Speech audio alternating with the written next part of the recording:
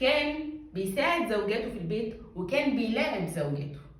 جه العلم بعد كده أكد لنا على إن السلوكيات دي هي السلوكيات الصحيحة اللي بيتم من خلالها بناء أسرة سوية. أسرة هتجيب أطفال تعرف تربيهم صح. أي حاجة خلاف اللي الدين قال لنا عليه والعلم أكد لنا عليه هيؤدي للانحراف زي ما قلت لكم في أول الفيديو. الدين قال لنا جواز سكن ومودة ورحمة. الرسول عليه أفضل الصلاة والسلام علم الأزواج إزاي يراعوا زوجاتهم ويعاملوهم.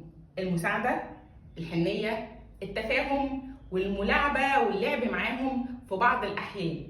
العلم أكد لنا إن الترفيه والحاجات دي كلها بتؤدي لحياة نفسية سليمة.